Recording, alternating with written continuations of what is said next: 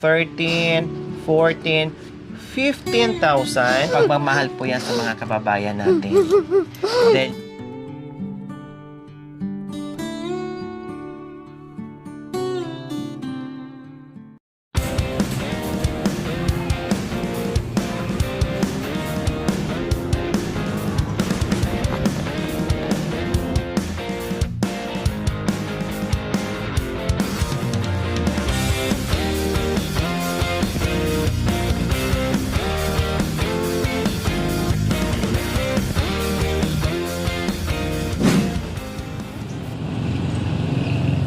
magandang tanghali po sa ating lahat mga kabayan. Muling pagbabalik po dito sa bayan ng San Carlos, Pangasinan po mga kabayan.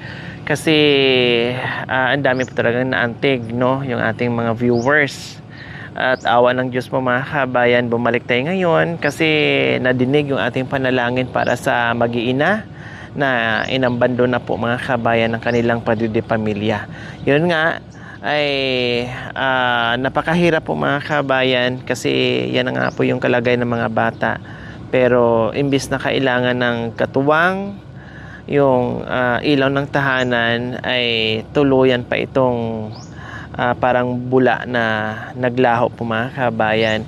So ngayon po maraming humanga sa katapangan ni Ate Pintaw, no, despite sa kanyang kahirapan po sa buhay, at sumabay pa yung kanyang dalawang anak na may sakit, at sa katunayan po mga kabayan, pumano na po yung isa pero hindi nagpapatalo. Nabanggit nga po niya mga kabayan, parang gusto ko nang sumuko, no, parang gusto ko nang sumuko dahil parang hindi ko na kaya, no, pero wag naman kasi sumuko na nga yung isa, susuko ka pa.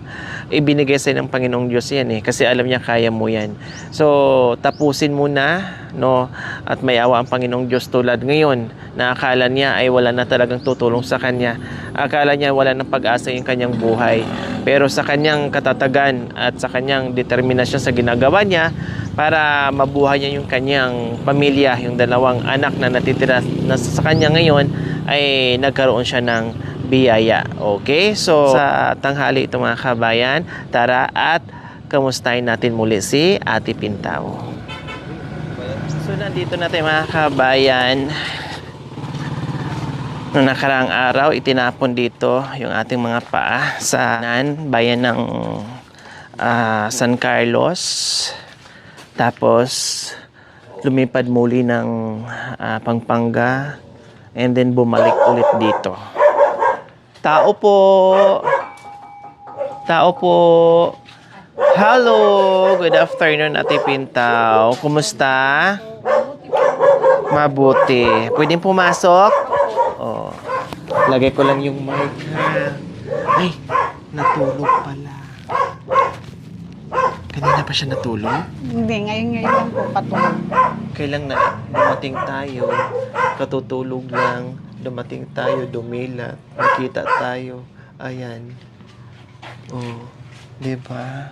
Ang sarap sana ng tulog niya. Sandali. Okay lang, sige, patulugin mo muna.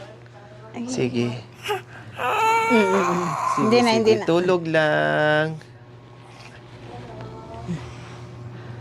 Ayan, ngayon lang talaga siya, Ate Pintaw, na kumain na po siya? Oo. Oh, sige, matulog ikaw. Gutom ka pa. Sige, timpla kita ulit.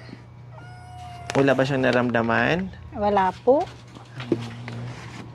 Sa isang buong maghapon, o ilang buti siya, Ate Pintaw? 10 po.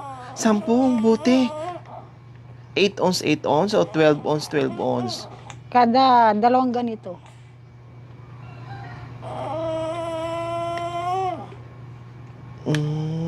Hindi mo ba siya na-try, Ate Pintaw, na i-ano mo siya? Di ba yung iba pag hindi makakain ng sulid, parang may hose, ano bang tawag doon? Ay, yung ayaw. biniblend? Ayaw niya po yun. Bakit ayaw po niya? Hindi niya maano. Ganito ang gusto niya. Ganito lang. Pero na-try niyo po noon? Oo, natry ko na rin. Pati yung na sinasabi nila, ayaw niya. Oh, kahit inuunti-unti mo noon para Opo. hanggat masanay siya, ayaw talaga niya? Ayaw po. Nagamitan na po pala niya ng ano, nagamitan niya na po pala ng parang, kumbaga NGT ang tawag doon, Opo. parang gano'n, no? Opo. Talagang ang nakasanayan niya is Ganito Didi po. lang. Opo. Pero Ate Pintaw, yung pagpapadidi, di ba? Halimbawa, sinasabi ng doktor kapag yung bata na pinapadidi, kailangan medyo nakaslanting siya, hindi masyadong nakalapat yung likod niya kasi pag once na flat, Nabulong. no, malulunod siya or yung tubig or yung gatas direct doon sa bagan niya. Magkakasakit. Binubuhat ko po, pinapaano. Oo, yung parang slanting, yung pinapaupong ganyan. Or taasan konti yung unan. Baka kasi tirahin din yung bagan niya, magkakasakit siya kasi diretso ka agad. Kumbaga. So ayan po mga kabayan, isa sa concern natin kasi yung ating mga viewers at ating mga sponsors meron ding ganitong case po mga kabayan. Ayan, yan. Mas maganda yung ganyan. Yan, para hindi siya malunod. Ang bilis din pala niyang dumidi, no? Puriyabuyag, no? Ayan. Kaya 12, tama? 12 maka 12 battles po siya buong maghapon po mga kabayan. Kaya kailangan talaga ni Ate Pintaw maglaba na maglaba para meron siyang pambili ng gatas. So ayan mga kabayan, ulitin ko po, ay dati na-try na rin ni Ate Pintaw magpakain ng am.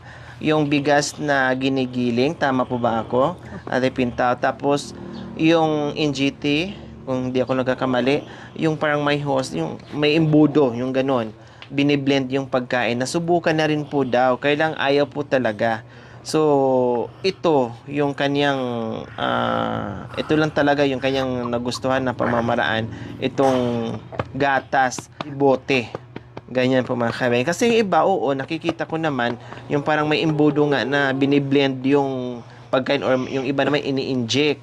Siguro nakasanayan nila, no, unti-unti nilang sinasanay hanggat natanggap ng kanilang katawan. Pero ito, 11 years old na si Heidi, ay puro lang talaga siya milk. Kaya hindi siya ganon ka taba, payat siya. Kasi siyempre, parang tubig lang po yun. No? Hindi tulad na merong kunting sulid na para magiging sulid din kahit papaano yung kanyang katawan. Kaya skinny talaga siya. So ayan, medyo sinunok-sinok nga siya mga kabayan na halos tubig lang po yan eh. Ganun pala Ate Pintaw pag pinapainom nyo. Hindi diretso, Hindi parang paputol-putol, paunti-unti. Opo. Nakakatagal naman din siya sa pag-upo niya, Ate Pintaw. Opo. Sabaw. Halimbawa, pag meron kang nilulutong ulam, sabaw ng gulay, sabaw ng karne, ayaw din niya. Hindi lunukin. Pati nga yung gamot, hindi niya lunukin. Ginagawa ko, nilalagay ko sa didi niya. Hinahalo. Opo. Alam din niya yung lasa. Parang itutulak niya sa bibig pag ibang lasa pag alam niya hindi milk. Opo. Kumbaga nakasanayan na talaga niya mga kabayan sa loob ng 11 taon na ganyan lang yung kanyang pagkain. Nasaan si bunso mo? Pumasok po. Ay, oo nga pala. May pasok pala dahil Wednesday ngayon. So, pag halimbawa, Ate Pintaw, magkataon na may pasok yung anak mo. Pag naglaba ka, Hindi ako naglalaba po. Sabado. Sabado-Linggo. Kasi kawawa naman siya kung iiwan na dyan mag-isa, di ba? Baka pasukin ng aso, kagatin ng insekto. Yung pagdidi po, baka mabulunan siya pag hindi ko Tama. Tapos pag dumidi, mamaya hindi nyo napansin, nabulunan na siya. Okay. May bisita, Sorry, baby, oh. nagising tuloy si Ate Heidi. May bisita, baby, oh. Oh. Papikit-pikit na sana yung mata mo eh. Wrong time man naman yung aking gising. Disturbo naman ako, ano? Na hindi nagpatulog to kagabi. Kaya Naglaro. pala namuyat. Opo. Oo. Kaya pala maaga pa lang ay gusto nang matulog, pipikit-pikit na yung mata. O kayo Ate Pintaw, anong ulam nyo? Kumain na kayo ng tanghalian? Opo. Anong ulam? Yung talbos ng kamuti po doon sa harap namin. Meron kang tanim. Opo. At saka Wow. yung sardinas po. Ay, ang sarap. Wala na. Wala na po. Ah, Ilang kami kumain dito. Yung mga kapitbahay ko, nandito sila kanina. sayang naman. Ba't di mo ako tinirahan? Oh. Gusto ko yung ganyan, yung mga Oo. talbos-talbos na merong mga sardinas. Opo. Diyos ko. With Sasunod matching po. fried dried fish. O kahit wala na. Basta ginisa sa sardinas na merong mga talbos-talbos. Kahit anong klaseng talbos. Noong nakaraan nga, nagpaluto ko ni Cha ng spinach na may sardinas. Ang sarap. Kahit papakin ko yung mga kabayan without rice. Nako. Kulang pa. Masaya na ako sa buong maghapon kong Opo. buhay. Okay, sige. Habang wala tayong gagawin, may dala-dala akong ulam. Kasi sabi ko, tara, magdala tayo ng ulam para pagdating natin doon, tamang-tama ay lunchtime. Kailang medyo na traffic. Hindi umabot, kakakain lang ni Ate Pintaw. Kaya lutuin lang namin kasi wala kaming ref, masira. Kaya lutuin na lang habang nagtutuking, habang nagchichismisan. Pwede ba yon, Opo, Ate Pintaw? opo. Okay, sige. Marunong ka bang magluto ng... Ano po? Anong ulam ang pinaka gusto mong lutuin? Sinigang lang ang alam ko po. Sinigang lang ang alam mo? Opo. Perito, ganyan. Natsyam naman.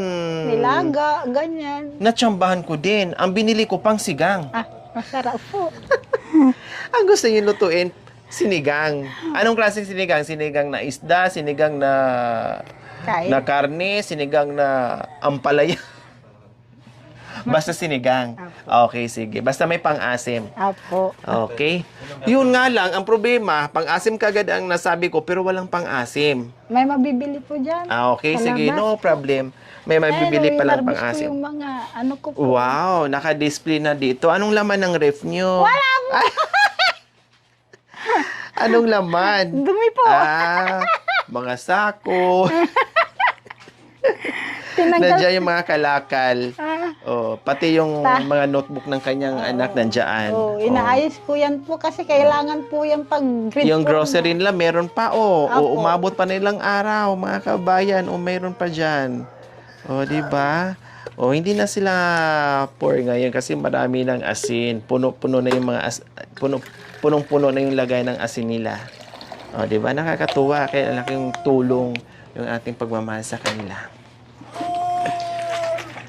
Yan. Yes, Ate Pintaw. Sumakto naman din po yung aking bit-bit na ulam dapat kaninang tanghalian. Kailan hindi kami umabot ay sinigang. At yun din daw po yung kanyang gustong-gustong lutuin. Ano bang sangkap ng sinigang? Talbos ng kamuti, kangkong, ganyan. Kangkong, ano pa po? Radish. Radish, ano pa po?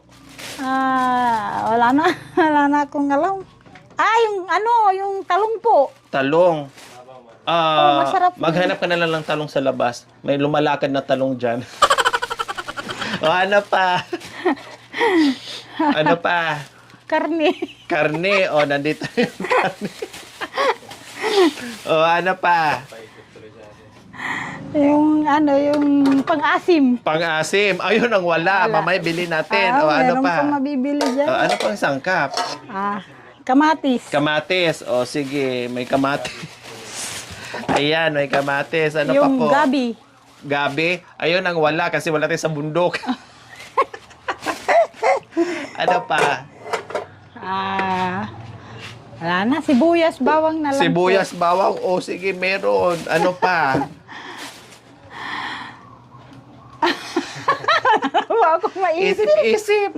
Siyempre, isip po kayo, meron pa natitira, Okra po. Oo nga, meron. Saka yung sili na pansigang. Sili na pang-anghang, sigang. Ano pa po? Mag-isip Sitaw po. Sitaw, meron sitaw. Kabatito yung patula. Tapos, siyempre may ganito para masarap Luya. lalo yung sabaw. Tapos, siyempre haluan din ng...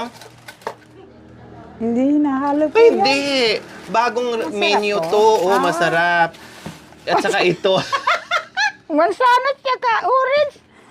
ihalo dito sa sinigang. Anong lasa kaya nun? Matamis-tamis naman.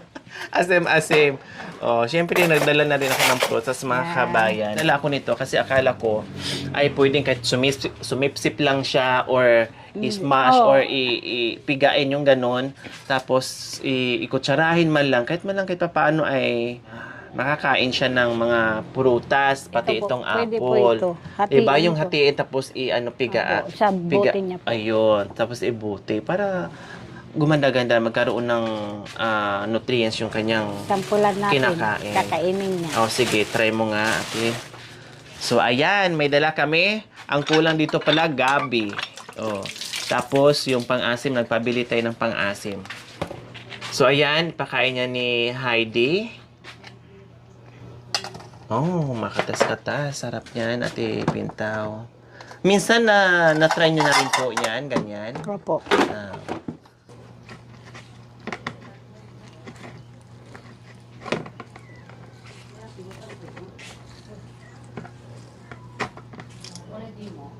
Yan.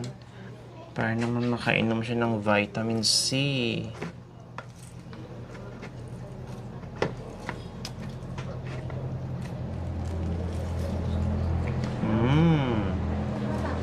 Napalunok ako tuloy ng ano. Kasi sa amoy pa lang ay Sarap na po. masarap na. So, try po natin mga kabayan. Tabi-tabi po.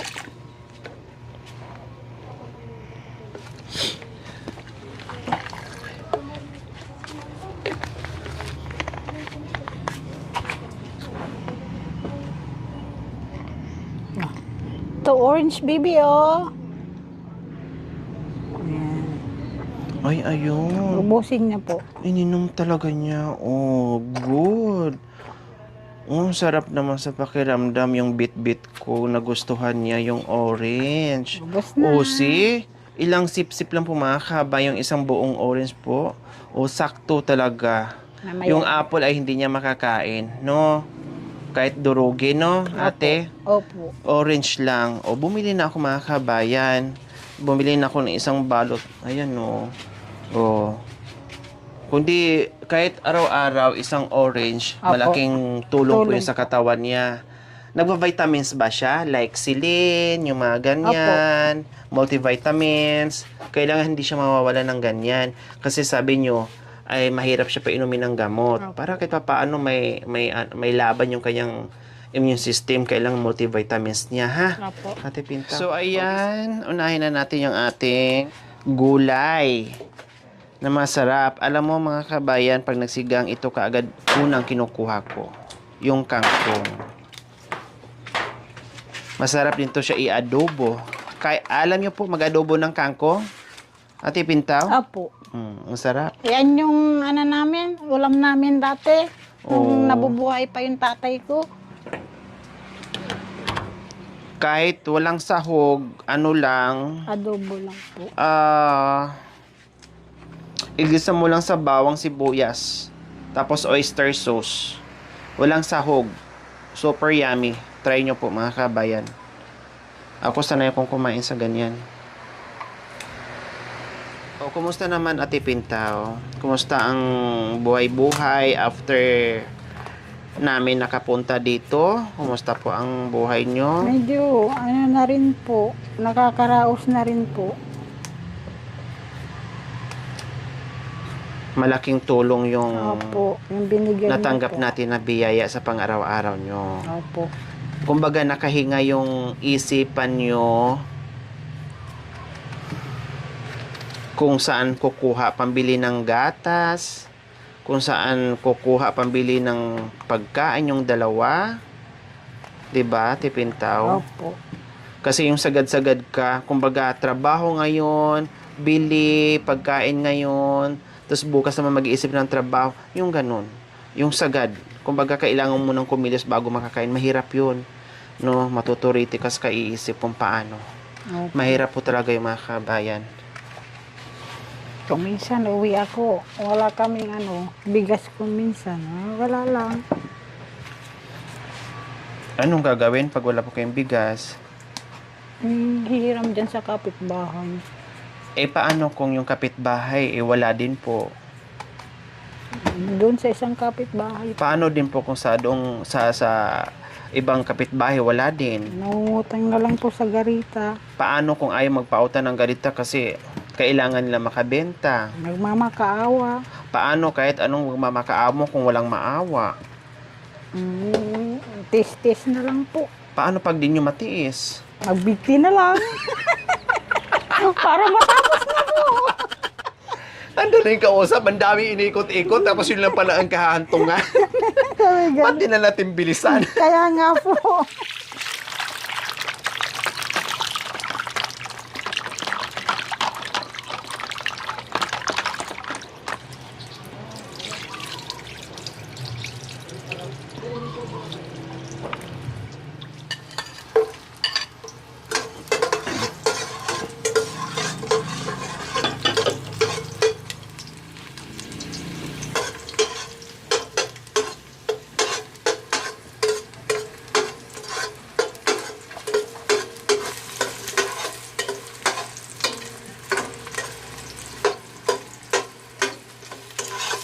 Minsan po, mga kabayan, pinupuntahan natin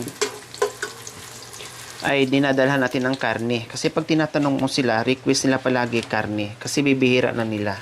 So, ang dinadala ko madalas, karne. Tapos pag napatikim na ng karne, syempre sa susunod, isda. Tapos gulay, isda, karne. Pero number 1 talagang nire-request nila, karne. Ayan, masarap yan kasi gusto ko yung ganyan. Ayoko yung puro laman at ipintaw. Kayo pag nagsisigang or nag-aluluto ng karning baboy, gusto nyo laman lahat or may buto-buto konti? Buto-buto po yung binibili ko po. Masarap, mas malasa, no? Po. Sa akin ganyan, yung ribs, ang sarap. Dire-diretso talaga yung pagsip-sip niya. Hindi malang nasira yung kanyang mukha, ibig sabihin matamis.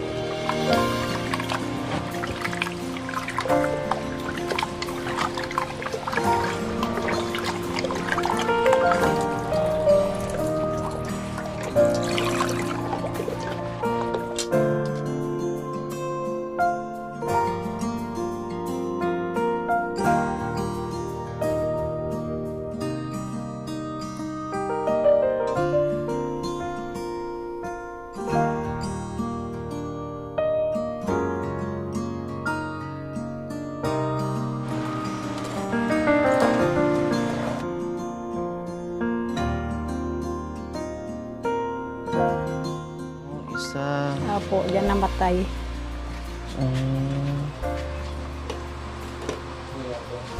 Lalaki pala, si Opo. Jean Ivan.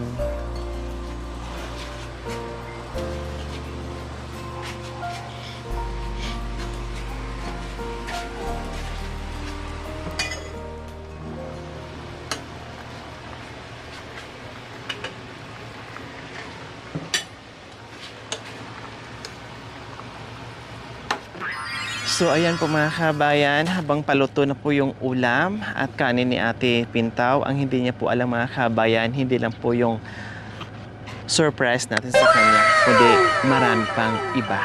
Siyempre, dahil sa ating mapagmahal na mga sponsors, mamaya banggitin ko po sila isa-isa.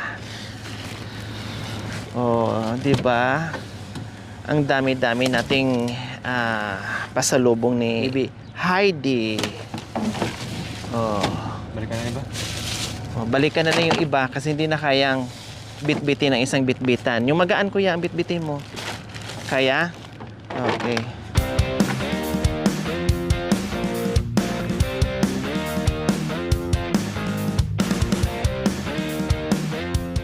Hello.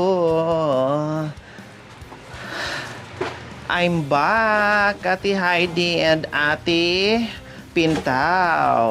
O, di ba no nakaraan Ate Pintaw, may dala-dala kami mga diaper at gatas. So ngayon, may dala-dala po kami muli. Dinagdagan po namin yung biyaya.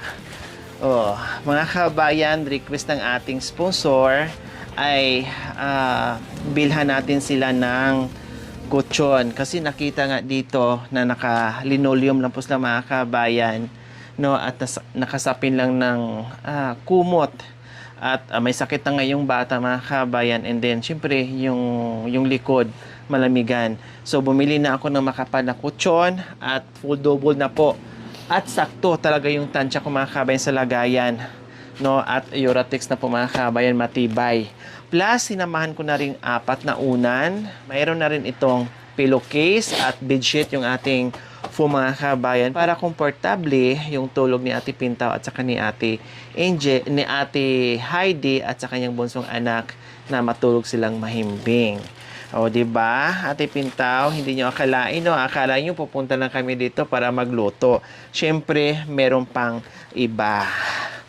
Okay, so meron pa yung itong upuan. Kasi napansin ko nung pumunta kami dito, ay nakatayong kumain si nanay, yung pinuupo niya. No, diyan mo malalaman yung mapagmahal talaga na nanay. No, hindi baling siya mahirapan, basta wag lang yung anak niya. Pinaupo niya yung anak niya, tapos habang kumakain, tapos siya nakatayo lang. No, at sabi ko, napansin ko doon, may table pero iisa ang upuan. Ito kasi mabigat. Although merong upuan pero mabigat at may mga nakapatong dyan. Kaya sabi ko, sige, 4-seaters yun, bilhan nating 4 na upuan. Matibay na rin mga kabayan para hindi siya masira kaagad. At nakalagay dyan, bawal ang marupok. Tamang-tama sa kay Nanay Pintaw, bawal ang marupok, Ate Pintaw, kaya kailangan magpakatatag ka para sa 2 anak mo. Okay, so hindi lang yan, meron pang iba. Nagdagdag ako ng diaper at malalaking gatas ni Baby Heidi.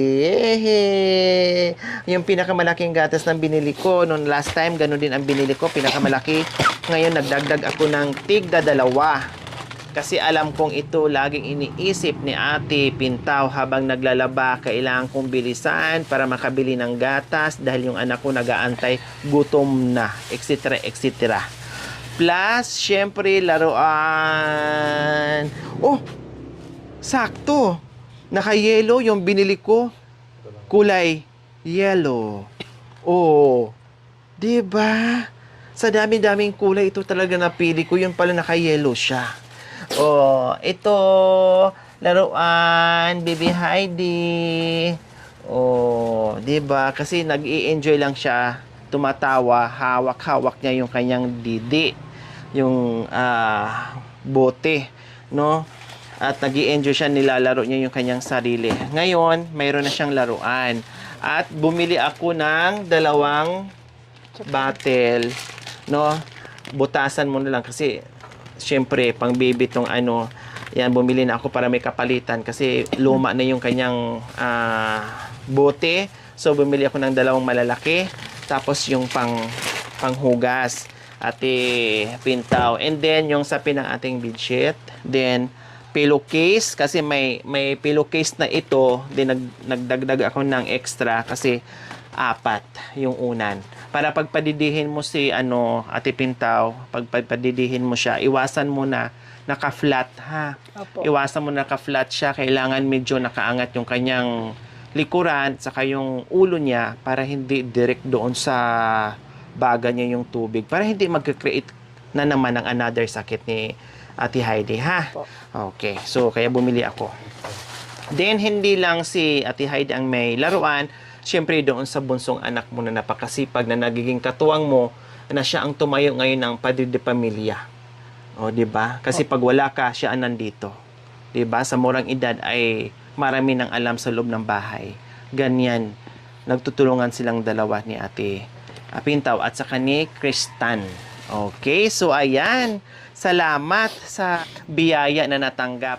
Okay, magpapasalamat po tayo sa ating mapagmahal na sponsors na mula noon hanggang ngayon patuloy sa kanilang pagmamahal dito sa ating mga kabayan na handang umalalay, handang tumulong, no, na may malasakit sa kapwa.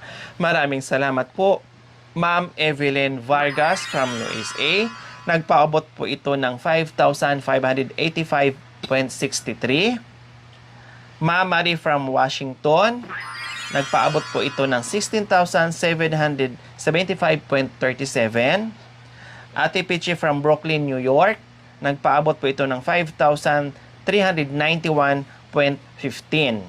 Suma total po ay 27,752.15 ang nabili po natin ngayon. Ang naging expenses po natin ngayon mga kabayan, nandito po yung ating resibo, ay 12,427.21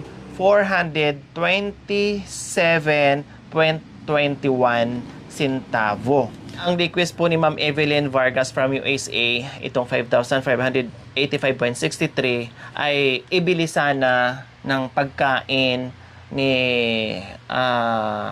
Heidi. Ate Heidi, vitamins, pagkain, at sinadjust nga po niya na kailangan yung parang pang-NGT po mga kabayan, no? Kasi NGT kasi parang pinapasok sa ilong yon, yung parang host lang, hindi ko alam, no? Host lang na doon may imbudo na doon ilagay yung pagkain, ano lang, i-blend lang, no? Kailang ginawa na ni Ate Pintaw noon, Ma'am Evelyn, at ayaw idudura daw, hindi na talaga yung nakasanayan. Ngayon kung gagawin siguro niya yan, maninibago, hindi ko alam, pero itry nyo ulit, Ate Eve, kasi ang purpose noon para hindi siya yung sobrang payat niya, na kahit papaano magkalaman-laman siya, no, at makakain siya ng konting sulit kahit paunti-unti, masasanay siya sa katagalan. So, doon po sana nakalaan yon. Plus, sabi ko po sa inyo kanina, vitamins, huwag niyo pong kalimutan. Multivitamins, painom niyo po sa kanya araw-araw. Tapos, si Ma'am Marie from Washington naman po, yung 16,775.37, nag-request po sa atin kung anong kailangan nila, like, ito, unang-unang binanggit niya, yung foam, so yung diaper, yung gatas, etc. etc. So sabi ko, okay, sige, damit nga po dapat mga kabayan na meron silang 3.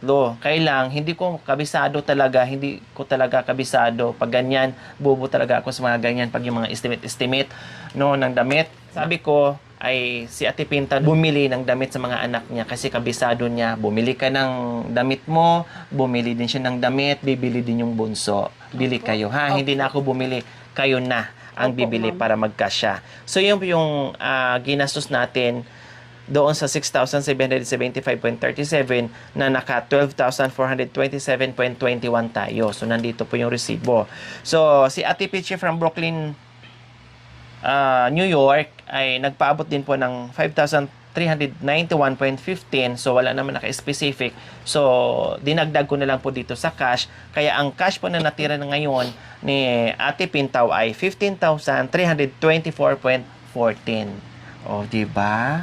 Ang biyaya nga naman talaga, Ate Pintaw. So, ito yon ang babadgetin mo na naman, Ate Pintaw, sa mga pagkain nyo, sa vitamins, at meron kayo madudukot na sa mahaba ng panahon, panggatas na, pang diaper niya, pag once na naubos na yan, meron kayo madudukot. Kasi may nakalaan. Diba? Okay, so Ate Pintaw, 1,000, 2,000, 3, 4, 5, 6, 7, 8, 9, 10, 11, 12, 13, 14, 15,000, 100, 200, 300, meron pang 24 pesos. 15,325 po, Ate Pintaw. Pagmamahal po yan sa mga kababayan natin. Dahil nakita nila yung sakripisyo mo daw, nagarabi daw kayo, isa kayong dakilang nanay na lumaban, napakatapang nyo daw na hindi nyo iniwan sa hirap ng buhay ang mga anak nyo, Ate Pintaw. Kaya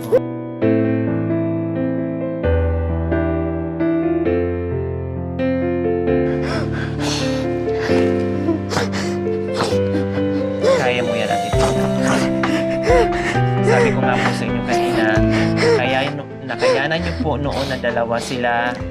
No, hindi bibigay sa inyo ni Lord yan kung hindi niya alam na hindi niyo kaya. Kaya kita niyo po, niyakap kayo ng mga sponsor natin. Nakita nila, naramdaman nila kung anong dala-dala nyo, kung anong problema nyo, kung anong iniisip nyo. Alam nila yon, kaya ito, binayaan ka. Bumuhos ang biyaya sa'yo.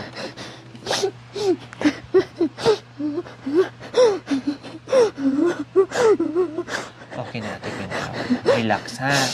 Kasi kailangan mo magpalakas, tibay ng loob para harapin ang hamon sa buhay sa araw-araw. No, hamon ng buhay sa araw-araw, Ate Pintaw. Ha? Okay. Maraming salamat po, madam. Maraming salamat po sa mga sponsor na nagbigay sa akin po. Malaking tulong po yung binigay niyo po sa akin. Sana po, God bless niyo po all.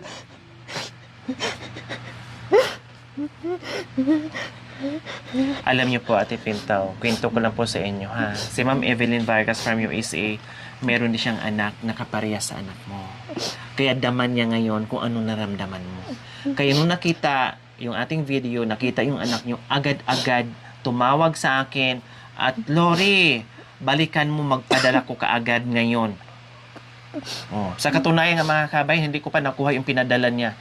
Mamaya ko na lang kukunin. Kasi traffic papunta doon. Hinabol ko ito para maibigay ko kaagad. Oh, kasi daman niya. Dahil meron din siyang anak na bunso na ganito din po yung kalagayan. At ito naman si Ma'am Marie from Washington, meron din itong anak na inaalagaan na halos hindi rin magkalayo ni Heidi, no? Kaya itong mga sponsor natin ay talagang nadurog ang puso nila, no? Dahil sa sitwasyon din nakaparehas sa anak mo. Kasi alam nila kung anong buhay, kung anong sitwasyon na mag-alaga ng ganitong may mga kapansanan, no? Kaya kahit ano pa man ang hamon o hirap sa buhay, no, hindi mo kailangan magreklamo kung bakit may ganito akong anak, kung bakit ganito ang buhay ko. Laban, no? Bagos pasalamatan kasi binigay sa ni God yan kasi alam niya na kaya mo. Pasalamatan, no, dahil nakayanan mo at hindi ka nagkasakit, kaya mo magtrabaho para buhayin sila. So ganyan po. Huwag panghinaan.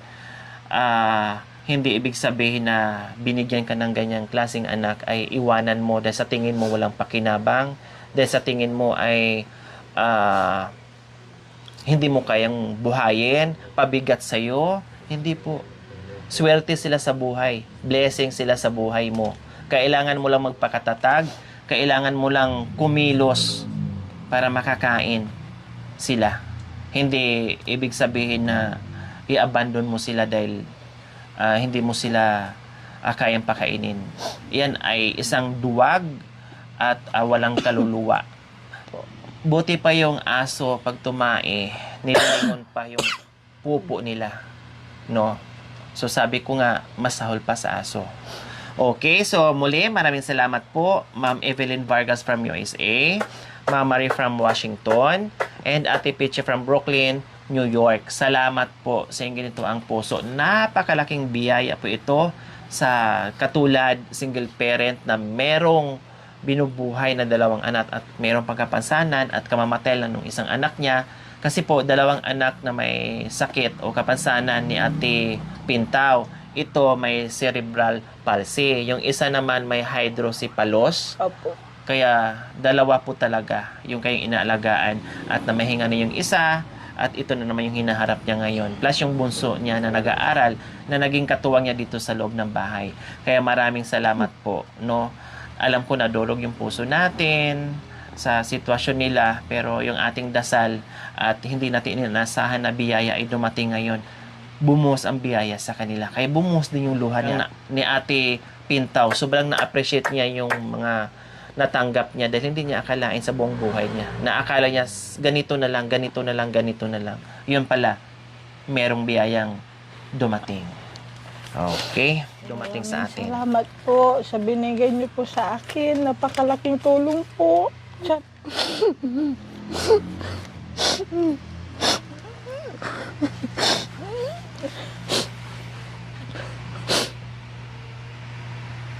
So, ayan po mga kabayan. Maraming salamat po, madam. Walang anuman po, Ate Pintaw. Napakalaking tulong po binigay niyo po sa akin.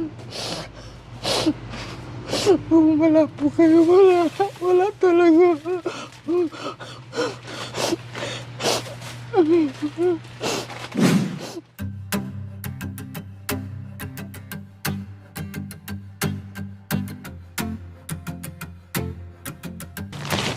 So, ayan po mga kabayan, ilagay na po natin yung kanilang bagong higaan. Yay! Yan.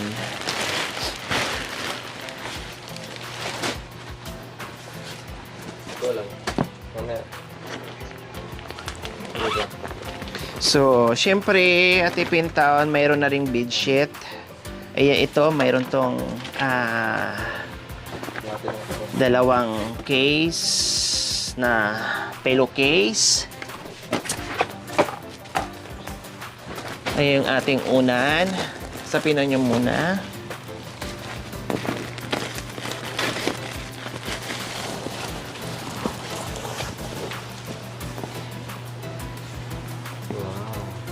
Iyan ang bagong unan na malambot.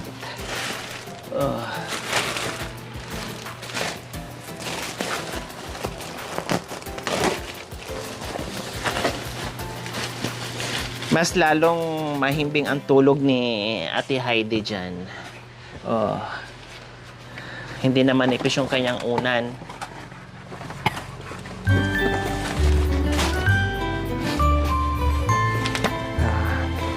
Ito, bumili ako ng extra pillowcase para lahat meron.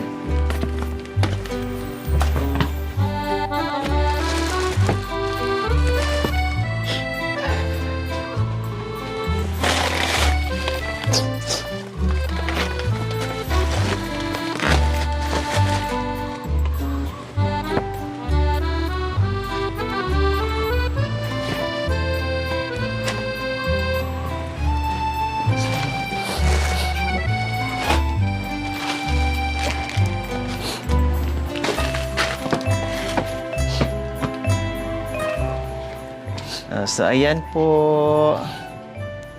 O, di ba? Nakaano na yung ano niya. Ganyan dapat pag nakadidi, Ate Pintaw, ha? Opo. Para maiwasan yung ano, hindi siya malulunod.